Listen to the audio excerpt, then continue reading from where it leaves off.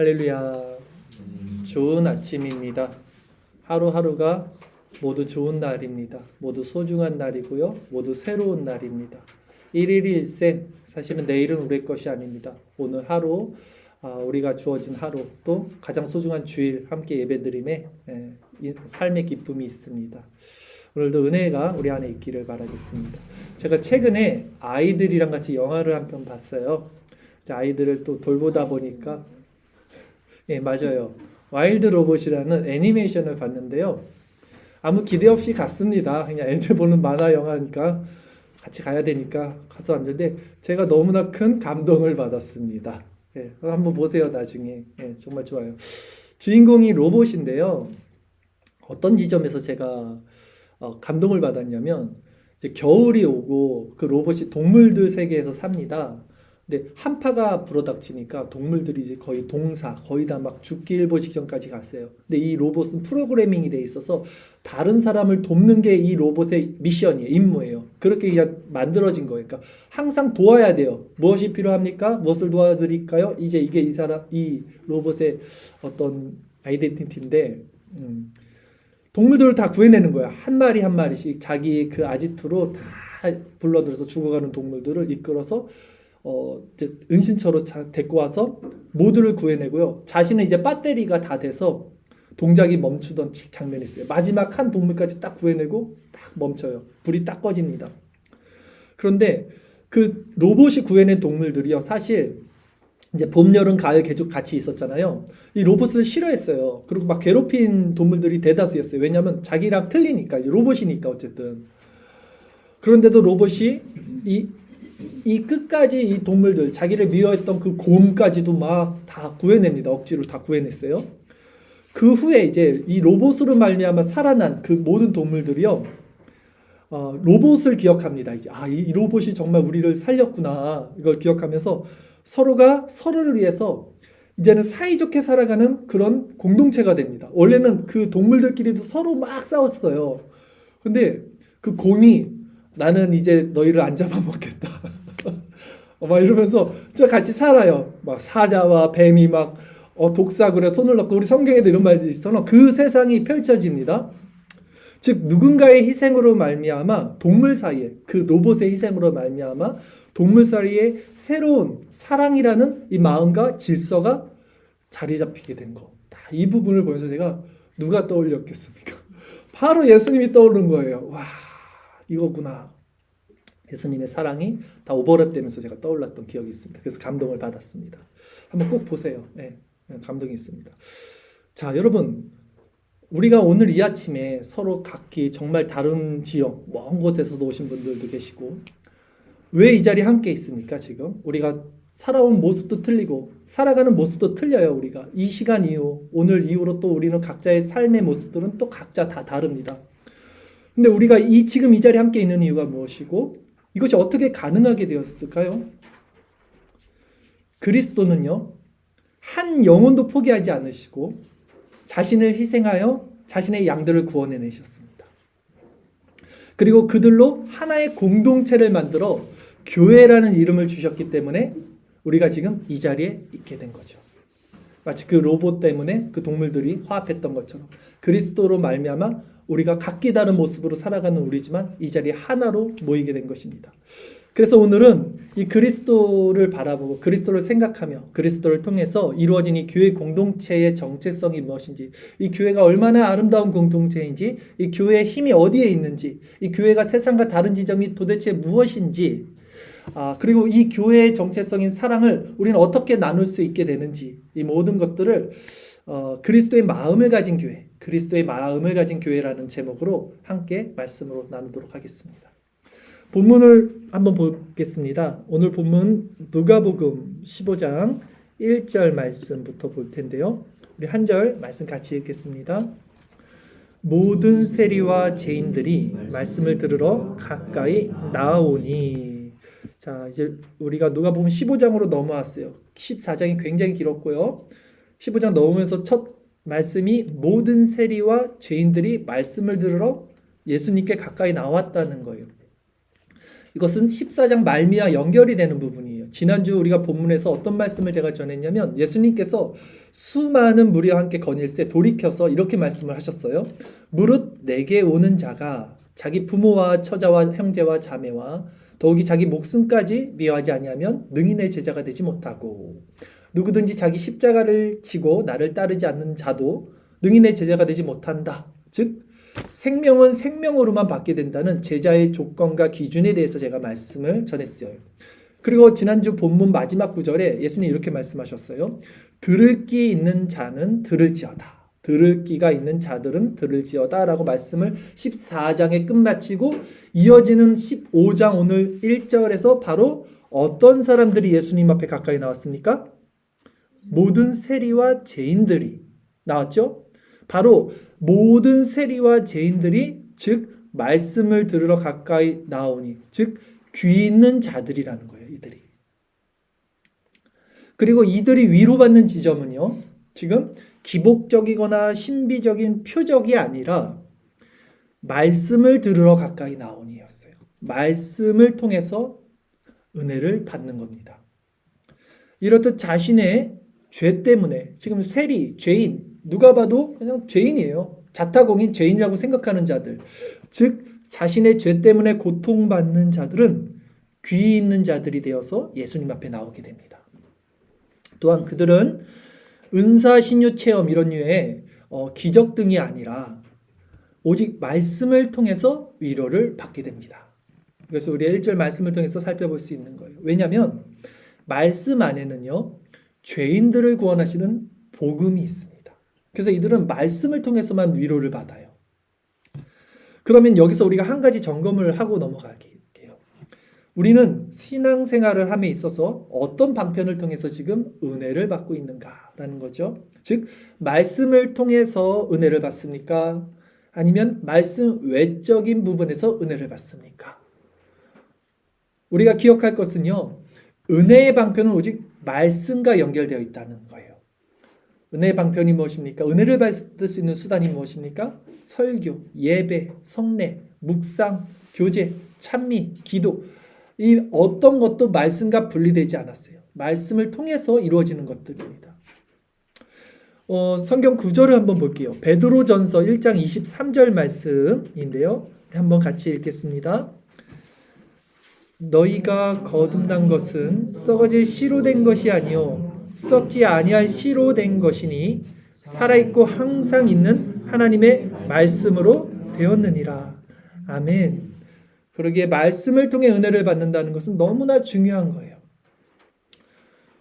또한 말씀으로 은혜를 받는다는 것은요. 우리 자신의 마음이 낮아져 있다는 방증이 되기도 합니다.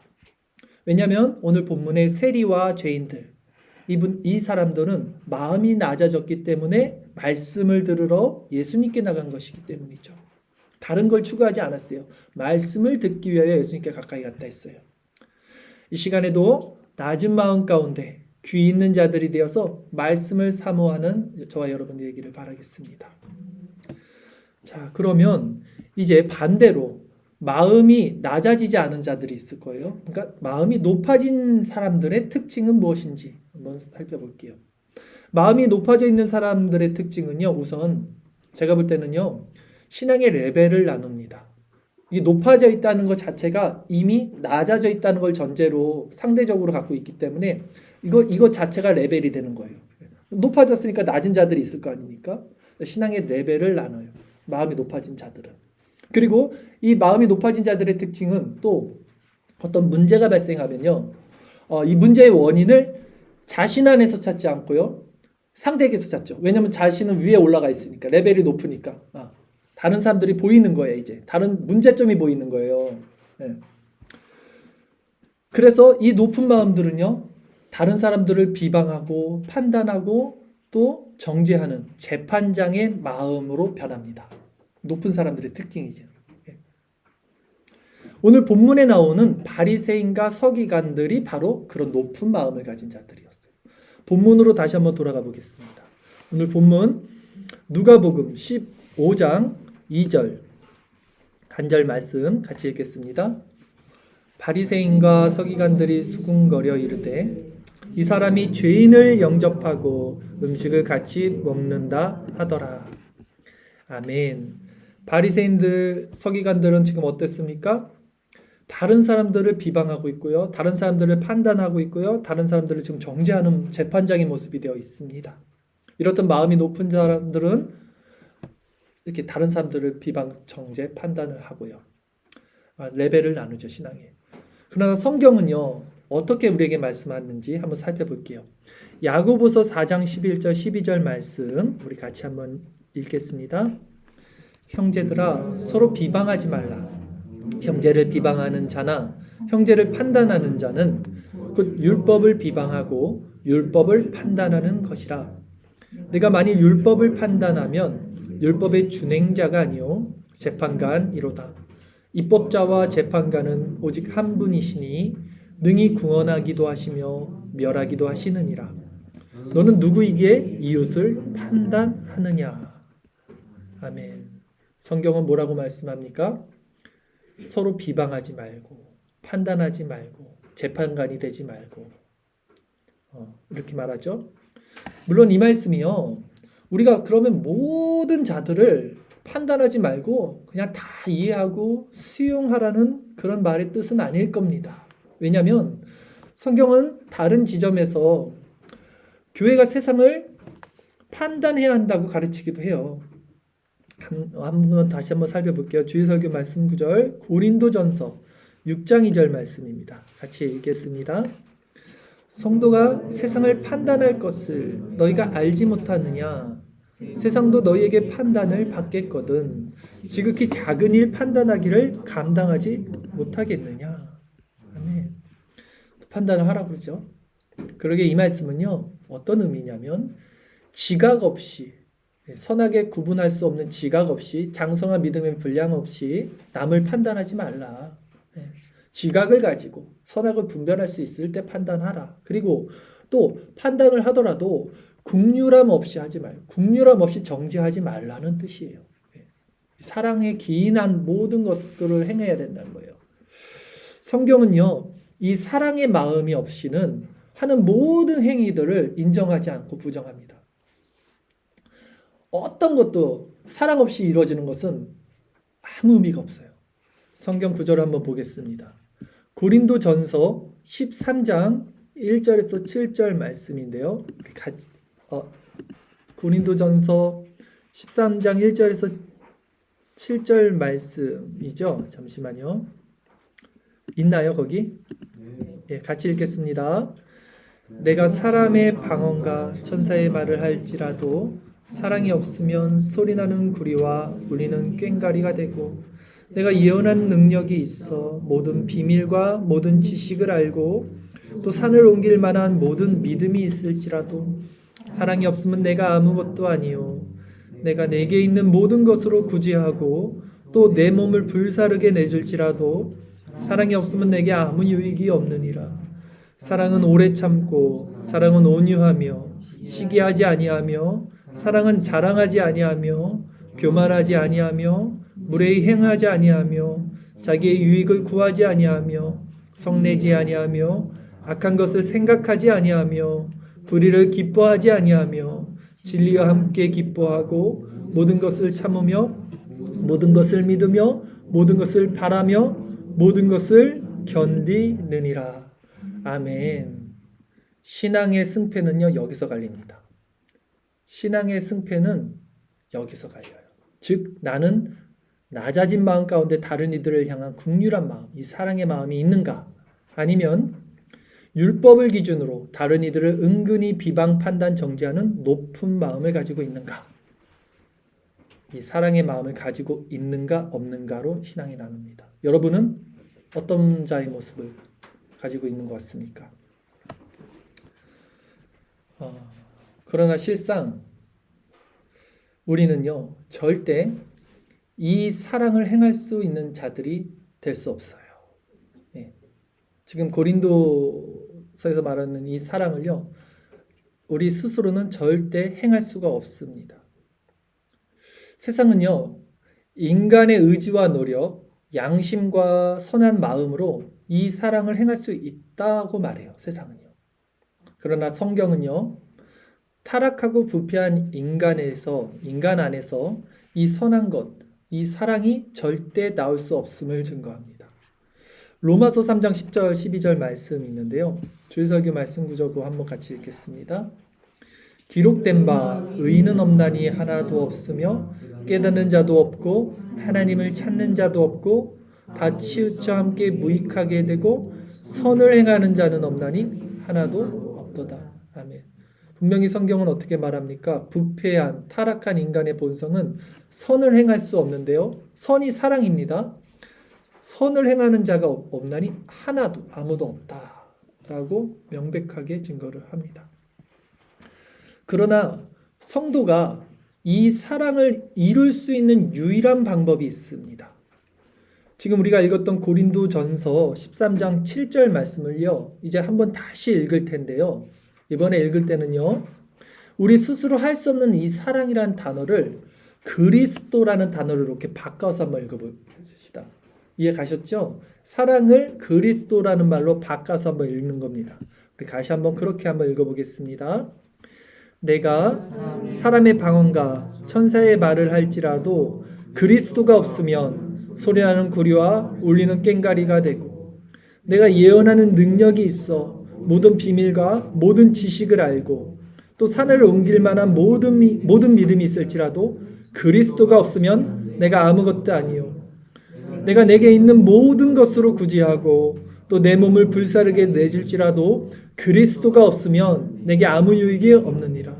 그리스도는 오래 참고 그리스도는 온유하며 시기하지 아니하며 그리스도는 자랑하지 아니하며 교만하지 아니하며 무례히 행하지 아니하며 자기의 유익을 구하지 아니하며 성내지 아니하며 악한 것을 생각하지 아니하며 불의를 기뻐하지 아니하며 진리와 함께 기뻐하고 모든 것을 참으며 모든 것을 믿으며 모든 것을 바라며 모든 것을 견디느니라. 아멘. 어떠세요, 여러분? 이제 소망이 보이십니까? 마음에 사랑을 그리스도로 바꾸면요, 우리 안에 이 사랑이 이루어질 수 있는 길이 열립니다. 성도가 이 사랑을 이룰 수 있는 유일한 방법이에요. 이렇듯 성도는 그리스도 안에서 그리스도와 연합을 통해서만 이 사랑을 이룰 수가 있습니다. 그렇다면 이제 다시 본문으로 돌아가서 오늘 본문에 나온 이 세리와 죄인들의 마음, 이 낮아진 마음, 낮아진 그 지점들을 한번 면면히 살펴볼게요. 그들은 왜 마음이 낮아졌을까요? 왜 마음이 낮아졌을까요? 그들을 죄 때문에 그래요. 그들의 죄로 인해서 고통을 받았어요. 이 사람들은 지금 죄인, 세리, 남들에게 계속 뭐라고 했고 자기 자신도 자기의 그 추한 모습이 싫었을 겁니다. 그래서 죄로 말미암아 고통을 받았기 때문에 당연히 마음이 자연스럽게 낮아져 있을 거란 말이에요. 이 사람들은. 나아가 이 심령이 지금 낮아진 자들은요, 이 죄의 문제를 어디서 찾느냐 그랬어요? 이 외부에서 찾지 않고요, 자기 안에서 바라봅니다. 왜냐하면 자기가 죄인인 걸 알기 때문에 이걸 다른 사람에게 뭐라고 할 수가 없어요. 자기 안에 그 들보를 알기 때문에 다른 사람의 눈에 티를 뭐라고 할 수가 없는 자들이잖아요. 그러니까 항상 문제를 바라볼 때 이 문제를 외부에서 원인을 찾지 않고 내면, 자기 안에서 찾아요. 이 사람들, 마음이 낮아진 자들의 특징입니다. 성경 인물 중에 죄의 문제를 외부에서 찾지 않고 자신 안에서 찾은 자, 우리가 말씀 묵상을 통해서 아침에 살펴본 누가 있죠? 다윗이 있어요. 다윗이. 예. 다윗은요, 우리가 아침에 사무엘상 살펴봤듯이 높당에 사람들과 가축들이 다 사울과 도액에게 도륙당했을 때 그 책임을 그들에게 돌리지 않았습니다. 충분히 그들에게 책임을 전가할 수 있었고, 오히려 그렇게 책임을 전가해야만 자신의 죄 없음이 오히려 당위성이 세워졌음에도 불구하고 다윗은 오히려 자기 자신을 점검하고 자기 안의 죄를 회피하지 않고 내면에 있는 죄로 인해서 하나님 앞에 회개를 하고 뉘우쳤어요. 주일설교 말씀 구절 한번 볼게요. 그 부분입니다. 사무엘상 22장 21절 22절 두 절 말씀 우리 같이 읽겠습니다. 사울이 여호와의 제사장을 죽인 일을 다윗에게 알림해 다윗이 아비아달에게 이르되 그날에 에돔 사람 도액이 거기 있기로 그가 반드시 사울에게 말할 줄 내가 알았노라. 내 아버지 집의 모든 사람 죽은 것이 나의 탓이로다. 아멘. 이렇듯 낮은 마음을 가진 자들은 일어나는 모든 문제를요 외부로 넘기지 않고 자기 자신 안에서 살핍니다. 자기 안에 있는 죄의 문제에서부터 살펴요. 그런 낮은 마음을 가진 자들이 모인 곳이 바로 교회가 될 것이고요. 그 공동체가 바로 천국의 모형이 될 것입니다. 얼마나 그렇잖아요. 아니 문제가 일어났는데 다들 자기 탓이라 그러면 얼마나 그곳이 천국이겠습니까? 세상은 완전 반대잖아요. 자기가 살려고 자기 탓인데 남의 탓으로 돌리잖아요. 근데 우리는 다 자기 탓이라 그런 거예요. 그게 교회고 그게 천국이다라는 것이죠.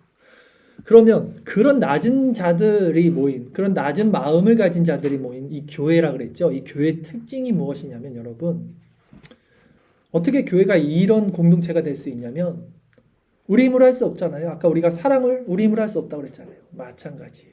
그리스도가 머리가 되시기 때문이에요. 그리스도가 교회의 머리가 되시기 때문이에요.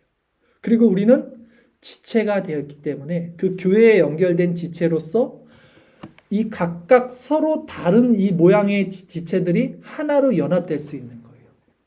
그 동물들이 그 로봇의 희생으로 하나로 됐듯이 우리도 그리스도의 사람으로 말미암아 머리된 그리스도 안에서 각각 다른 모습들이 하나로 연결되는 유기적 생명 공동체가 되는 겁니다. 이것은요 세상에서는 절대 불가능하고요. 세상은 이해할 수도 없고요. 이 구조를 본 적도 없고요. 세상은 이걸 볼 수도 없다라고 그랬어요. 이 평화는 세상이 알 수도 없다라고 그랬어요. 예수님께서. 하나님이 오직 교회를 통해서 교회를 이루시기 위해서 주시는 신비의 은혜입니다. 역사입니다. 그러기에 이 교회 공동체에서는요. 이제 이렇게 되면 어떻게 되냐면 아주 약한 지체가 더 귀하게 쓰임을 받고 더 귀하게 여김을 받게 돼요. 이 공동체에서는. 왜냐하면 우리 몸을 한번 보세요. 우리 몸에서도 가장 약한 부분, 아픈 부분이 있으면요. 그걸 더 살피죠. 더 보살피잖아요. 네. 튼튼한 근육 있는 데는 막 하더라도 조금 가시 박히거나 새끼손가락 다쳐보세요. 그거 이렇게 하잖아요. 똑같다는 거예요. 이게 지체니까. 우리가 한 몸이 되니까 그리스도 안에서 교회도 마찬가지로 더 작고 더 연약하고 더 부족한 그 지체들이 더 귀하게 쓰임받고 더 귀하게 여기고 더 귀하게 섬기게 된다는 것이죠. 그 내용을 한번 살펴볼까요? 성경 고린도전서 12장 18절에서 27절까지 말씀 있습니다. 쭉 한번 같이 읽겠습니다. 그러나 이제 하나님이 그 원하시는 대로 지체를 각각 몸에 두셨으니 만일 다 한 지체뿐이면 몸은 어디냐? 이제 지체는 많으나 몸은 하나라. 눈이 손더러 내가 너를 쓸 데가 없다 하거나 또한 머리가 발더러 내가 너를 쓸 데가 없다 하지 못하리라. 그뿐 아니라 더 약하게 보이는 몸의 지체가 도리어 요긴하고 우리가 몸에 덜 귀히 여기는 그것들을 더욱 귀한 것들로 입혀주며 우리의 아름답지 못한 지체는 더욱 아름다운 것을 얻느니라. 그런즉 우리의 아름다운 지체는 그럴 필요가 없느니라. 오직 하나님이 몸을 고르게 하여 부족한 지체에게 귀중함을 더하사 몸 가운데서 분쟁이 없고 오직 여러 지체가 서로 같이 돌보게 하셨느니라. 만일 한 지체가 고통을 받으면 모든 지체가 함께 고통을 받고 한 지체가 영광을 얻으면 모든 지체가 함께 즐거워하느니라. 너희는 그리스도의 몸이요 그리스도의 각 부분이라. 아멘. 그리스도 안에서 교회는요 이제 약한 지체가 사라진다는 거예요. 우리는 그럴 필요가 없느니라. 모두가 아름다운 거예요. 작은 자든 큰 자든. 그래서 서로가 서로를 섬기게 되는 그 공동체라는 것을 지금 고린도전서에서 말하고 있습니다. 이것이 그리스도를 통해서만 가능한 세상에는 없는 교회만이 가지고 있는 힘이자 정체성입니다. 처음 이 사랑을 발견하고 이 사랑을 맛보고 이 사랑을 이루어야 한다는 사명을 받았어요. 저는. 이게 교회라는 것을 분명히 알았기 때문에 하나님께서 한 세대가 지난 30년이 지난 지금 이렇게 개척을 하게 하시고 목회를 통해서 지금 이 말씀을 전하게 하시는 겁니다. 우리는 반드시 이 사랑 공동체 안에서 이 그리스도의 형상을 닮아가야 되고요. 그분의 머리된 그분의 가지된 자들이 이렇게 붙어 있으므로 그 열매를 맺어야 합니다. 네. 우리 힘으로 할 수 없어요. 긴장하지 마시고 너무 마음 부담 갖지 않아도 돼요. 그리스도 안에서 가능합니다. 그리스도 안에서가 어떻게 가능한지를 주목해야 되는 거예요. 네. 자, 사실 그러기에 예수님은요, 이제 본문 마지막 구절로 나갈 텐데요, 잃어버린 한 마리 양 비유가 오늘 본문에 나오잖아요. 이 잃어버린 한 마리 양을 구하는 것의 의미가 바로 이 교회가 무엇인지, 교회 정체성이 무엇인지에 대해서 설명해 주시는 거예요. 사실 이것이 한 영혼을 구하는 데 포커스가 있지만, 그것보다도 거시적으로 우리가 이걸 볼 때는 교회 공동체의 어떤 아이덴티티가 무엇인지에 대해서 설명하는 구절이에요. 우리 본문 오늘 누가복음 15장 3절에서 마지막 7절까지 말씀 같이 한번 쭉 읽도록 하겠습니다.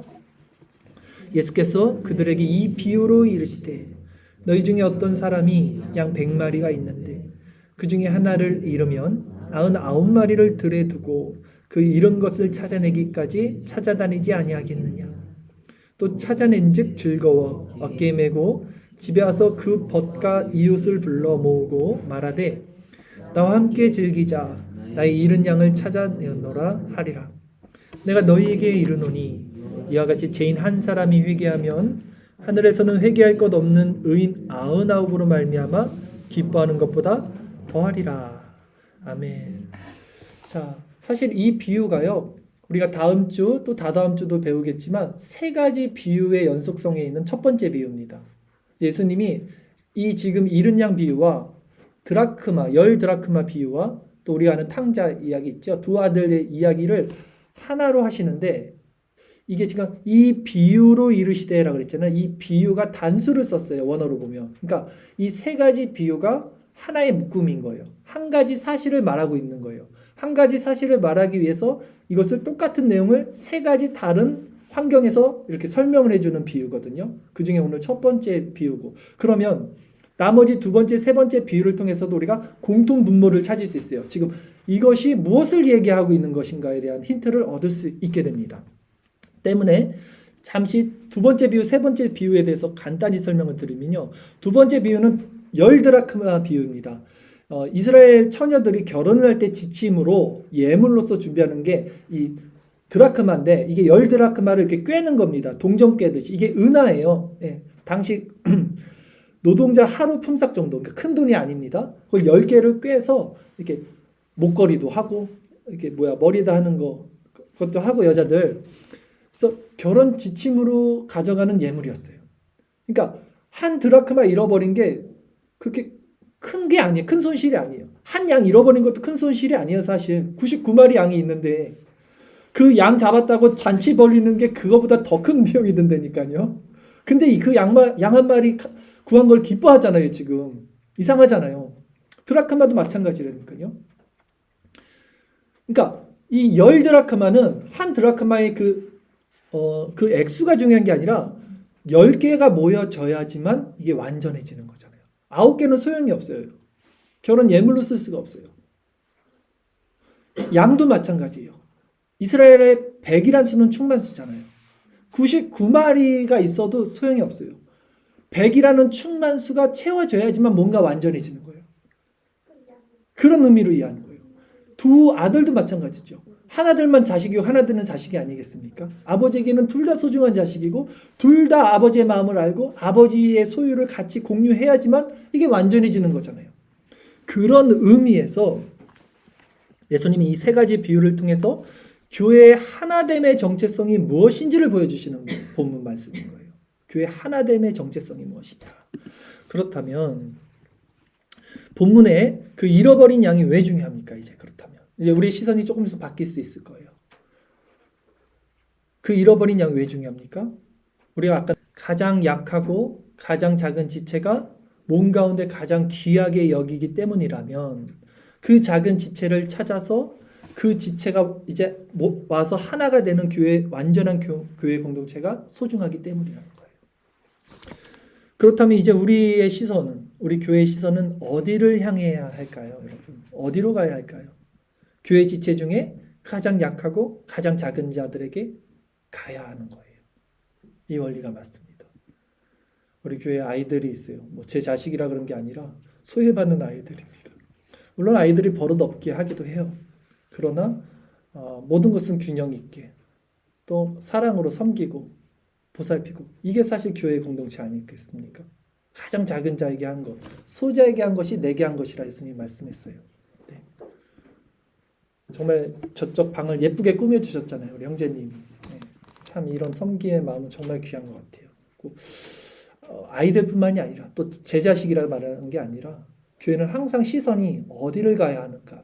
네. 교회는 가장 작은 지체, 이게 우리가 가야 되는 거, 이것이 정말 옳은 우리 교회 정체성이다라고 생각을 합니다. 또 우리의 시선이 또 어디로 가야 합니까? 교회만 우리끼리만 잘하자, 우리끼리만 그냥 잘 믿자, 아니죠. 오늘 본문에서 잃어버린 양을 찾아 산으로 들러 다니잖아요. 교회 밖에 하나님의 잃어버린 양에게도 같은 시선을 품을 수 있어야죠. 그 마음 없이 하는 전도, 그 마음 없이 하는 섬김, 그 마음 없이 없는 사랑은요, 울리는 꽹과리와 같다 그랬죠. 아무 의미가 없는 것입니다. 그러기에 그리스도와 연합되지 못한 마음에서는 절대 이 사랑을 우리는 온전히 실천할 수도 없고요. 그것을 한다 할지라도 하나님이 인정하지 않으신다 그랬어요. 아까 우리가 읽었잖아요. 고린도전서.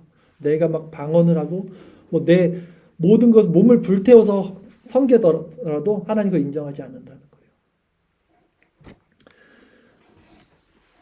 사람이요, 한 영혼을 바라보는 것과 하나님께서 한 영혼을 바라보는 이 온도 차이가 분명히 있습니다. 사람이 이렇게 한 영혼을 바라보는 시선은 하나님이 그 영혼을 바라보는 시선과는 분명히 간극이 있을 거예요. 사람은 외모를 보겠죠. 그러나 하나님은 중심을 보신다고 합니다.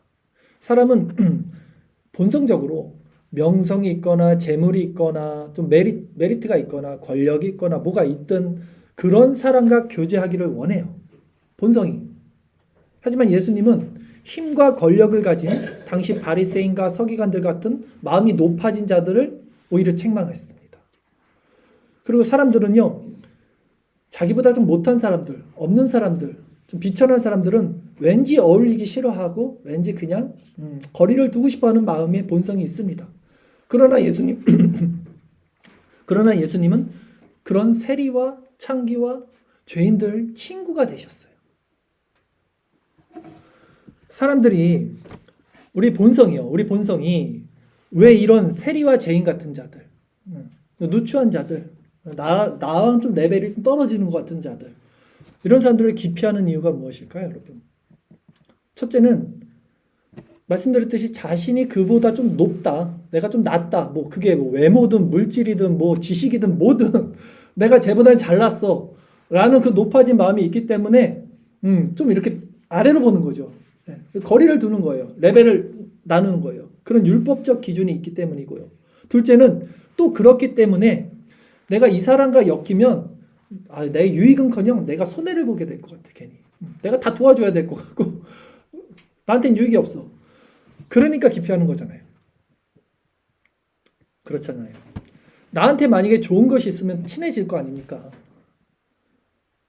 그 아닌 것 같으면 은근히 멀어지고. 그러나 교회는 그렇게 하면 안 된다니까요.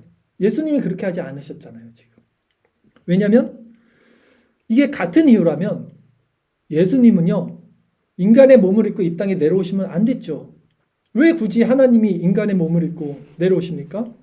예수님이 자기보다 하등 낮은 보이지도 않는 그 존재를 위해서 내려오고요. 또 자신에게 유익은커녕 오히려 자신에게 해를 끼치는 그 사람들을 위해서 왜 내려오시겠냐고요. 그분은 섬김 받기 위함이 아닌 섬기기 위하여 오셨다고 그랬고요.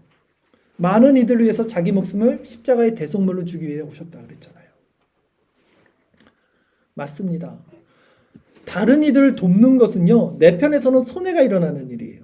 맞아요. 그러면 그 일을 누가 하냐는 거예요. 누가. 성경에 강도 만난 자의 이웃 이야기 아시죠? 강도 만난 자의 이웃이 누구였습니까? 유대인들이 아니었어요. 유대인들에게 오히려 개취급당한, 무시당한 사마리아인이 그 강도 만난 자의 이웃이 됐어요. 그러면 왜 그 사마리아인은 강도 만난 자의 이웃이 될 수 있었을까요? 이 사람도 사마리아 출신이기 때문에 계취급당했기 때문에 그 낮은 심령이 있었다고요. 낮은 마음이 있었기 때문에 낮은 자가 보인 거예요. 이 사람의 마음이 이해가 되는 거예요. 얼마나 고통스러울까? 얼마나 힘들까 지금. 동병상련, 이신전신. 자기 마음이 공유가 된 거예요. 그래서 도울 수 있었던 거예요. 그러기에 이 겸비된 심령, 낮아진 마음은요. 성도에게 있어서 가장 강력한 무기고 가장 핵심입니다. 이거 없으면 안 돼요. 이건 성령이 주시는 마음이에요. 인간은 절대 스스로 우리 심령을 낮아지게 할 수도, 내 스스로 이 심령이 낮아질 수도, 또한 내 마음이 스스로 선해질 수도 없는 존재입니다. 그래요. 내가 마음이 낮아져야지. 내가 겸손해져야지. 절대 그럴 수 없어요. 내가 착하게 살아야지. 절대 그럴 수 없습니다. 그러기에 이 모든 사랑의 순종을 그리스도께서 성취하셨고요. 그리스도께서 이것을 이루신 것이 저에게는 너무 큰 소망과 위로가 돼요. 무슨 말이냐면 내가 정답은 아는데 도저히 내 힘으로는 이건 할 수가 없다는 것을 내가 알고 너무 비참해 있는데 누군가 이걸 하셨어. 완전히 성취하셨어요. 그리고 그 길을 이제 우리에게 희망으로, 소망으로 열어주셨어. 우리가 할 수 없지만 이제 그리스도를 바라보면서 그리스도 안에서 그리스도를 통해서 그리스도가 주시는 그 새로운 법, 새로운 마음, 그 성령으로 말미암아 이제 이게 할 수 있게 되는 어떤 다른 차원의 것을 우리에게 주신 것이잖아요. 이게 소망이에요, 저는. 나는 못합니다. 여러분도 못해요. 그러나 그분은 하실 수 있습니다. 그래서 우리는 그분을 바라보며 그분 안에 있을 때 우리 역시 그분의 성령을 통해서 새로운 본성 안에서 새로운 마음과 능력으로 이 사랑을 실천할 수 있기 때문입니다. 우리가 나누는 말씀 묵상처럼요. 오늘 요즘 아침에 말씀 묵상 나누는 것처럼 어떤 자들이 지금 다윗에게 옵니까? 환난과 빚짐과 마음의 원통함 당한 사람들. 이 사람들이 뭐예요? 마음이 낮아진 자들이잖아요. 지금. 이 사람들이 다윗과 함께 하죠. 왜 다윗과 함께 합니까? 다윗이 마음이 낮아져 있어요. 지금. 마음이 낮아졌으니까 마음이 낮은 자들이 모이는 거예요. 세리와 창기와 죄인이 왜 예수님께 오셨냐고요. 예수님 마음이 낮아져 있어요. 온유하고 겸손한 마음을 가졌어요. 그분이. 그러니까 모인 거잖아요. 그래서 이 다윗과 함께 그 낮은 마음에 가진 자들이 뭘 이룹니까? 공동체를 이루어요. 그게 교회 모형이잖아요. 아둘람 공동체. 아둘람 동굴에서 모이잖아요. 그래서 그들이 어떻게 뭘 행합니까?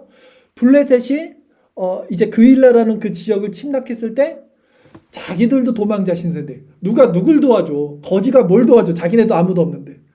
근데 가서 도와줘요. 그쵸? 하나님께 묻잖아요. 하나님 도와줘라. 우리가 누가 누굴 도와줍니까? 지금 우리가 도망자인데 도와줘라. 구해줘라. 말씀에 순종해서 가고 도와주고. 그리스도를 통해서 은혜 받은 자들만이 이 사랑을 나누고 전할 수 있어요, 여러분. 아무도 못해요, 세상 사람들. 흉내는 내겠죠, 흉내는 어느 정도. 근데 진정한 마음에서 할 수 있는 우리밖에 없어요. 우리가 해야 된다고요. 이제 말씀을 정리합니다. 서두에 제가 영화 와일드 로봇에 대해서 말씀을 드렸는데요. 아낌없이 자신을 희생해서 모든 동물을 빠짐없이 살려낸 그 로봇이 제 마음에 이렇게 각인돼서 남았던 이유는 정말 그 로봇이 예수님의 모습, 예수님을 생각나게 했기 때문입니다. 그리고 그 로봇을 통해서 분열이 난무했던 그 동물의 세계, 얼마나 무시무시한데요. 막 적자생존 약육강식이잖아요. 센 놈이 무조건 잡아먹는 거예요. 그러잖아요. 그 동물의 세계가 사랑으로 질서가 이렇게 세워지는 걸 보면서 와, 저기 천국이 저렇게 되겠구나. 이 땅 가운데 도저히 하나 될 수 없는 이기적이고 자기중심적이고 자기만 알고 자기 식구만 알고 자기 유익만 챙기는 이 악하고 죄된 인간들이, 우리들이, 이게 우리잖아요. 그리스도를 통해서 하나의 생명 공동체로 세워지는 것, 그것이 바로 교회라는 사실에 소망과 감사가 있었던 거예요. 오늘 이렇게 모인 게 너무나 감사합니다. 여러분과 제가 구원받은 자라면, 교회 공동체라면 이제 그 증거는 여러분 어디에서 찾으시겠습니까? 교회 안에 작고 연약한 지체들을 대하는 우리의 마음의 태도에서 찾을 수 있는 거예요. 그리고 교회 밖에 있는 잃어버린 영혼들을 대한 긍휼한 시선에서 찾을 수 있는 겁니다. 이 두 가지에서 찾는 거예요. 다른 것에서 찾는 거 아니에요. 나 하나님의 관계 좋아, 나 믿음 좋아, 나 신앙 좋아. 거짓말하지 말라 그래요. 뭐가 신앙이 좋은 건데요? 낮은 마음으로 낮은 자를 섬기고 바라보고 긍휼히 여기고 그 사랑을 잃어버린 영혼들에게 전하는 것. 이거 없으면 뭐가 신앙이 좋은 겁니까? 이게 진짜죠. 구원받은 자에게는 다른 이들을 향한 이 낮은 마음이 반드시 생깁니다. 왜냐하면 이 낮은 마음이 그리스도의 마음이기 때문에. 이 상한 심령 하나님이 외면하지 않아요. 통회하는 심령 하나님이 기뻐하신다 그랬어요. 내가 원하는 그 예배라 그랬어요. 이 시간 저는요, 교회 안의 지체를 어떻게 바라보고 있는지 우리 스스로 점검하시기를 부탁드립니다. 또한 세상에서 고통받는 영혼들, 아직 예수 그리스도를 알지 못하는 영혼들을 우리가 어떻게 바라보고 있는지 점검하시기 바랍니다.